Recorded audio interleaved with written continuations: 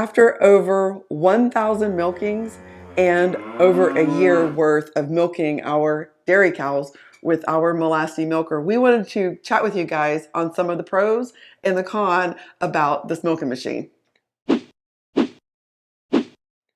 don't we do it while we're cleaning it? Yes, because It's dirty. it's nasty. Yeah, it is.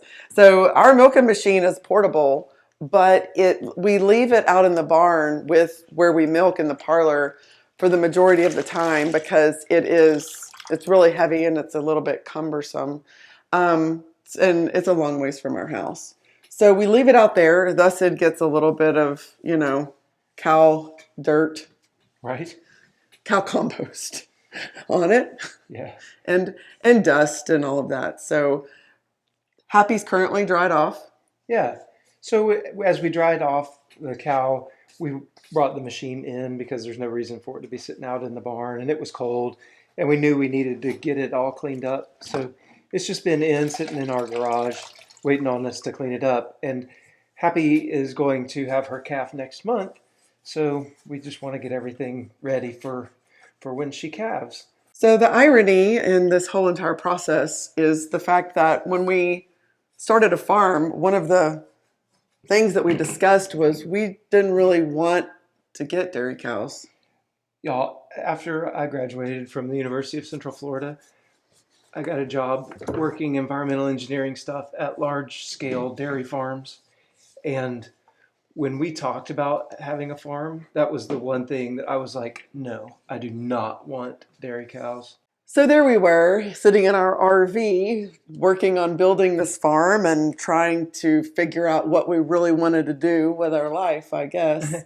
And we really just wanted to grow our own food. Yeah. And you guys, we're keto, we eat carnivore, we eat ketovore, and we like a lot of dairy, and we wanted to grow our own food, and it just really led us down the path of, well, maybe we do need to look into getting a cow. So before you know it, Yeah, we have two. we did. We had two. And so he found a local person selling A2A2 Jersey bred heifers. We went and looked and we were sold. And Yeah. that was it. Yeah. That was it. And so we got two bred A2A2 heifers, Jersey. Yeah. And off we went. We brought them home. And y'all, guess what? It was another thing that they didn't teach in pilot training. No, How to milk a cow. no. And so we got these cows. They were bred. We had them for quite a while because they had to grow a baby. And we got used to them. They got used to us, but we still didn't know how to milk a cow like, at all. And we knew their due dates. Their due dates, we thought at least, their due dates were like towards the end of January of last year of 23. And Yeah. we were We were we we were had getting time. we had time, but we were like getting ready. Yeah, And then all of a sudden, we built the barn, so Yeah. we knew that we had a place, but we didn't have like milking equipment and stuff like that yet because we knew that we still had a few weeks to go. we built some head gates, Yeah, trained them to how to get in there before any calves came. that's We true. trained them with their grain and taught them how to get into the head gate, and that was good. And then Happy calved early, and we were not ready. We didn't have anything to milk with. We're like, oh no. And we were kind of on the fence though about the machine. Yeah, we were pretty sure we wanted to hand milk. I had done research into it, and I was we were being keto. We were very interested in the cream, and I believed that you would be able to get more cream by hand milking because you don't have the mixing that happens in the milking machine. So initially we thought we're just going to hand milk. I can't get this off. Okay, so I was having trouble with that, so he's on it now. So you were pretty convinced we were going to hand milk. Yeah. Yeah. But then she had her calf, and it got time to milk a cow. And reality set in real quick. Yeah. That no hand milking a cow, especially a first time calf. By the way, she lost her calf. And so we had to start milking her. It wasn't even like we could put the calf on her. Right. We had to milk her. And there you are in the freezing cold, because it was like the coldest day of the year, out there trying to hand milk this brand new first calf heifer with tiny little teats. And it was not easy. It was not easy. And it was taking a long time. And so a friend came to the rescue and said, hey, I have a milker I've never used, a milking machine. Would you guys like to borrow it? And I'm like, yes, ma'am, we sure would like to borrow that. And so we borrowed it. Yeah. It was a different kind of machine than this one. It was one of the piston pump types. And what that allowed us to do was it allowed us to see that, yes, we absolutely do want to use a machine to milk. It was so much faster and easier, and felt like we were doing a better job with it than we were being able to do hand milking. And it was really just like lifesaver. It was a godsend. It really was. And at that moment, I'm watching this whole thing. We're out there milking with this different machine, and all we could think was, yes, we're milk machine people. Yeah, we're machine people, because there's both kinds out there, y'all. And good on you if you're out there hand milking. Love it. But that didn't work well for us. No, it did not. And we just have so many bazillion other things to do, and there's just a couple of us to do it, and we just said we ain't got time for this. Having that machine using that machine allowed us to see some things that we might want a little different in a permanent machine for us. Right. So one of the main things was the claw. On this machine is a huge pro. On the other machine, the one that we borrowed, it did not have a claw. And so you just had to balance all four of these cups, and you had like hold all of them and get them all just in the right place, and then try to get everything situated and get them all on our udder. Because they were all independent suction all at the tubes. Same time. It was it was like, I don't know, I felt like a juggling act or something. Like like somebody should be laughing at me like a clown. Yeah. It was just, and it was really difficult to get all of them on at the same time. And this one, the way that this machine works, you have the claw, and each cup has its own silicone tube, and as you start, you can bend all four of them over, and that causes the vacuum to start forming. And then you can, one at a time, these tubes are designed to bend.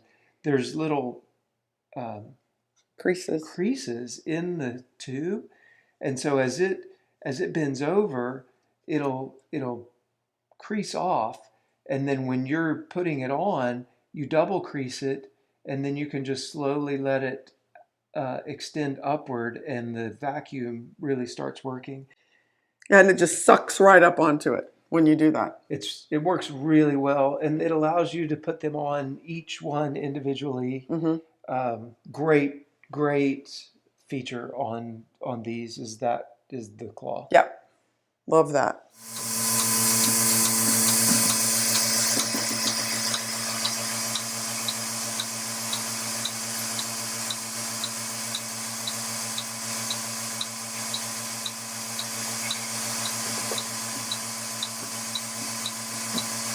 So another main feature that we really like about this machine is that it's clean in place. I was watching YouTube videos trying to prepare for my new life as a homesteader or a farmsteader or an insteader. And cow milker. And cow milker. And all I could think was, oh no, I'm never going to be able to do this because I do not have the patience or the time to take all of these lines off, all of these hoses off, everything apart, and the dedication to bring them in every single day and clean these hoses every single day. And you have to get them clean because it's milk. and humans drinking it. And that's got to stay clean for obvious reasons. And so I would watch these ladies and gentlemen doing this, and I'm like, oh no, that's never going to work. And then when we started shopping for the machine, and this one was a clean in place, and you, while the pump is running, after you're all finished milking, milk is poured out of the bucket, you take that claw and you put it down into some warm soapy water, and then you put it down into some hot clean water, and you thoroughly rinse clean it out.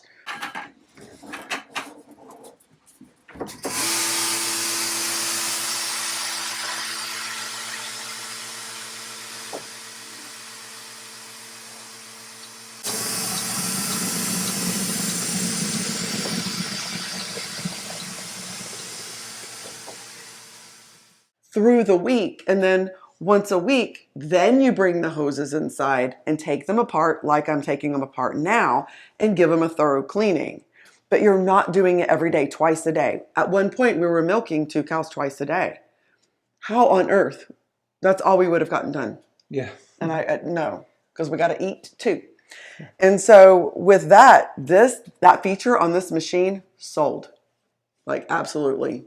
Another reason that we were just sold on it. Yeah, and the machine that we borrowed, it was not a clean in place. It had to come in every day. So we did get an opportunity to do it the other way, where we had to bring in all of the stuff every single time. And that was one where we were like, nah, Right. absolutely not. The other thing that I really like about this machine is the vacuum pump system that it has. So the way that it works is it's got a 3/4 horsepower motor, and this one has a 240 liter per minute vacuum pump on it. And what it does is the motor just turns and it pulls a vacuum into this chamber down here on the bottom, and it actually uses the frame of the entire system as part of the vacuum system as well. And this chamber becomes a vacuum chamber, and then it pulls a vacuum through the hoses, and then this thing is a pulsator, and as the vacuum forms, this then starts pulsating, and it's a 60/40 pulsator, and you get somewhere around 60 pulses per minute with this pulsator. So you have a constant vacuum. Whenever you want to hook up a teacup, the vacuum is right there for you. Really, really do like the way that this works. Mm-hmm. So of all of the things that we really, really like about this machine, there is one thing about this particular model that we are not super crazy about. Whenever it is really cold outside, and I'm talking in the teens, low 20s to teens for an extended period of time, it doesn't like the cold, and it doesn't want to run in the cold. And we have had to do some pretty interesting things to try to get it to work when it's really cold. And one of them is to, on a farm, y'all, nothing is like personal or sacred. Everything can belong to the animals. And so on frequent occasion, my husband would come in the house and come get my hair dryer out of our bathroom in order to thaw out the machine and get it warm and make it happy. Well, it worked really well after the hairdryer. It did. I think it was the hair dryer. I think so. Yeah. But also a chicken brooder light worked too. That's true. What we found was that we can leave a chicken brooder lamp on the machine, just basically sitting right here, where it's constantly putting some heat on this vacuum pump, the pump itself. And as long as we keep the pump itself warm, then the next morning when we go out to milk, it will crank right up and milk. But if we don't do that, the vacuum pump just doesn't want to turn. And we've followed the instructions that Melasty or MIDI both leave online, and there's a way that you can turn the shaft here on this end of the motor to make sure that the little graphite plates aren't frozen up. And we would do that, and the plates would turn just fine, but the pump still wouldn't turn on. It's about 18 degrees out here right now this morning, and I'm going to see if the Melasty Milker will crank It typically gives us a little bit of trouble in the morning. So let's see what it does and see if it'll just get going.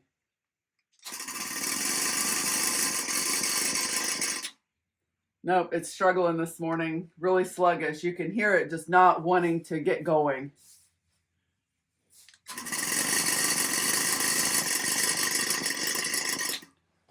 The first thing I'm going to check is to see if these little tank plugs down here are frozen. Yep, they're frozen, open. So it'll never build up pressure like that. Moisture gets in there. So if I turn them and push them, break them free. Okay, those are free.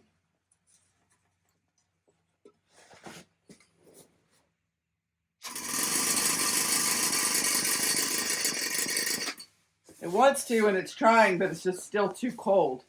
So the method that we've come up with is to use a blow dryer, but the first thing I'm going to do is take this rubber stop off right here, protector.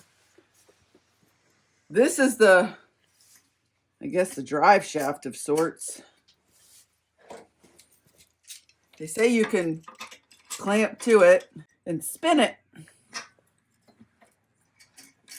to get it, break it free. Okay, so it's spinning. You can hear it's free. I'm gonna try again.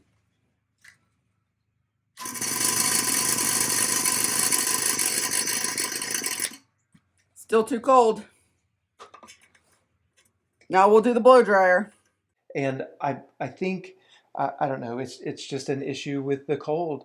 And I know that Kevin and Sarah from Living Traditions Homestead, they recently got a Melasty machine, a little bit different model machine, and theirs has the same size motor, but a little bit smaller vacuum pump. And talking with them on the mornings when ours would not work, theirs would crank right up and work just fine. So I don't think it's an issue with the Melasty machines themselves. It may just be this particular model and the extreme colds. It just didn't seem to work out well for us. So what that meant was just some additional steps before we could get it going in the mornings, on the really cold mornings. But then once it did, it was fine. Worked out just great. Yeah.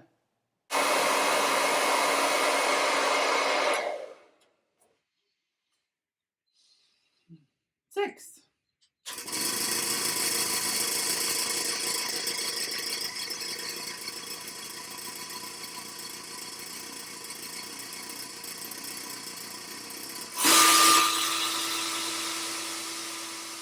I pushed up on the thing. Really made them suck up. Now it's going. Yay! Only 6 tries. Before we realized that we could use the hair dryer or the chicken lamp or whatever, we just thought that it wasn't working in the cold. And last season when we first got it, it was brand new. We really didn't know what to do because it didn't want to work in the cold. We didn't know enough, you guys, about any of this to even really know. So he would drag this machine through the snow and ice in the dark, uphill both ways, in order to be able to milk in the morning and at night. And that was treacherous. That was not fun. No, it wasn't. That was not fun at all, especially on those really icy days. Yeah. And so we did learn to leave the lamp on or take the blow dryer out there. And it's just a few days a year that it happens. I will say it is annoying though when it does happen. That's fair. When you go out there and you're ready to milk and you're not gonna milk. No. Yet. Not yet. Yeah. So outside of that, this machine has taught us how to milk. Yeah, love it. Absolutely. We knew nothing about it really coming into it. And this machine was absolutely easy enough to use for brand new newbies. Yeah. Talk about greenhorns? Yeah. Yeah, big time. Big time. So as far as we're concerned, we give this machine definitely 2 thumbs up. Oh yeah. This machine is, what model is this machine? It's the TK1 PS. Okay. And do they still make this model? This particular model says out of stock. They still do the TK1 PS. It's just a little bit, it's made just a little bit differently than ours. It has, where ours has the place for one bar that you're working on. Like this? Yeah, the new one has a place for 2 bars, so you can buy a kit and turn it into a double milker. Nice. Yeah, so we have the TK1 PS, and Kevin and Sarah have the TJK1 PS. Just slightly different, but they didn't have the issues that we had. Okay. My area is all clean. I have taken apart the claw into a bunch of pieces and cleaned each individual part, taking all the little nuts and bolts and washers out. And I do this once a week to make sure inside the claw is nice and clean. These teak cups, silicone teak cups, I make sure that I don't get any water in the air portion because then you have to take it all apart to try to get it out, and it's a real booger. So that's how I do it. Clean all the inside, making sure not to get any water in there. And now it's time to put it all back together. Yeah, I have the whole outside wiped down. I wiped down the inside of the vacuum tank, Okay. and it just needs to dry out, and then I can seal it back up. Okay. So that's our thoughts on the Melasty TK1 PS. And until next time, bye y'all. Bye, y'all.